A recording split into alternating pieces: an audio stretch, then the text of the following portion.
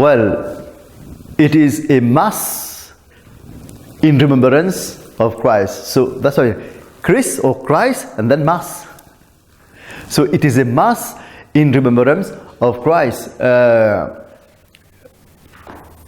During the Christmas on the 25th, on the 24th actually, Christians do celebrate a mass. They do a mass where, of course, they read the Bible and they speak about Jesus Christ. That should have been. It's an opportunity. In fact, it should have been very sacred moment. Not only reading from the Bible, but going deep into the teachings, the essence of his teaching, and the essence of Jesus' teaching is that we are potentially divine, and all his message, his whole life was to show people how to experience that godliness. But very unfortunately, we have deviated from that lofty message of his.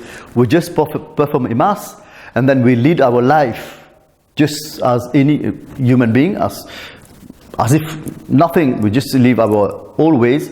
We follow the ways of the world, the ways of extreme materialism, the ways of the senses, and we finish with it. And next year we come again, we do the same mass again, we read the Bible, we talk about God, and nothing has changed. You should see what I mean. Well, we do have some evidence in the Buddhist temple. We have. It is said that there are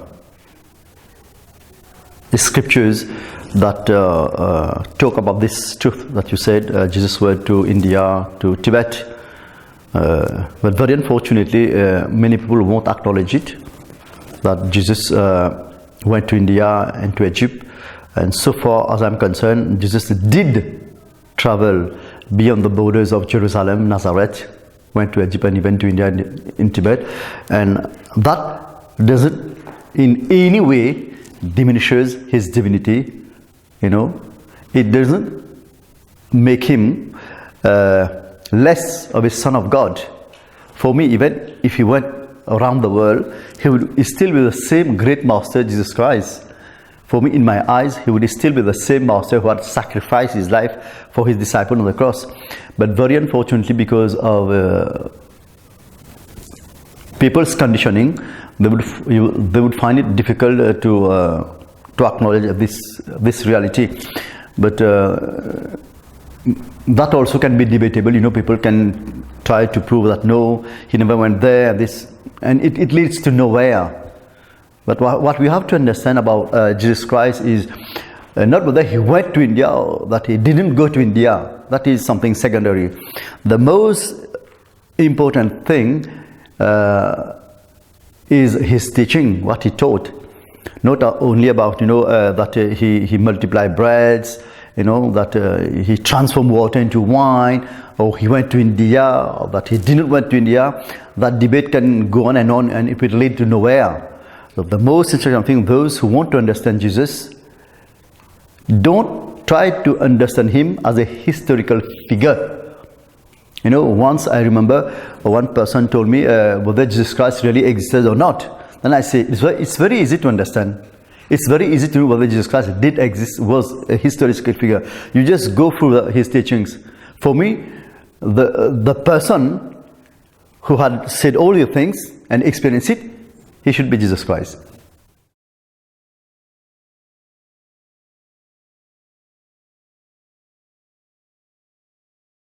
Well, so far as I'm concerned, Christmas as it is celebrated today has nothing whatsoever with Jesus Christ and his message. In fact, I would even say that today, the way Christmas is celebrated today is very sensual and extremely materialistic. I would even go as far to say that it has become a very big business. And I don't know whether many people know, in the States, in the United States of America, there is a group of people, and I think they are Christians. On that day, they burn a dummy of Father Christmas.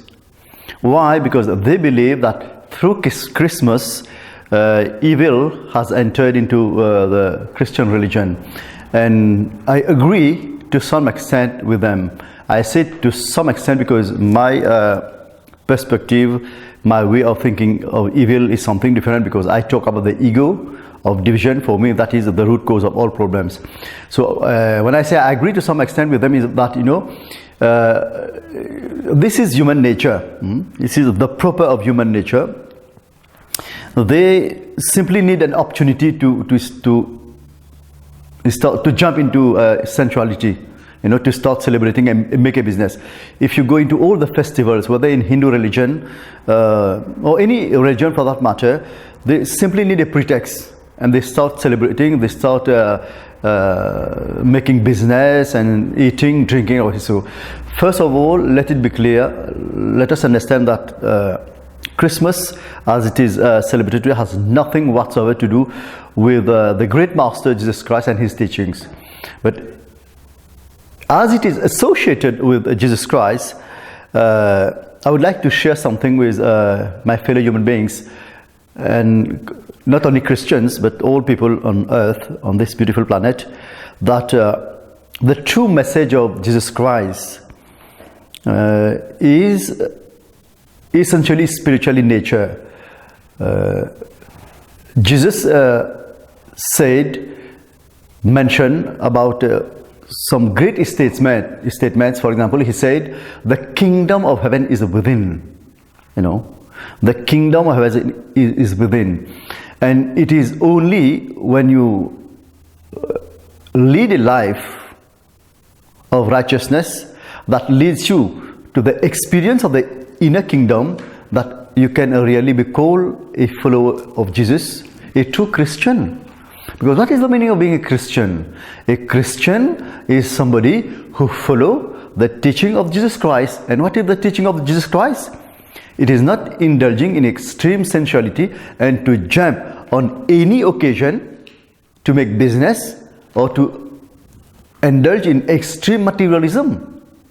So my observation is that we have missed the true message of Christmas. The true message should be that of pure spirituality. You know? A true follower of Jesus is somebody who really follow the path of righteousness.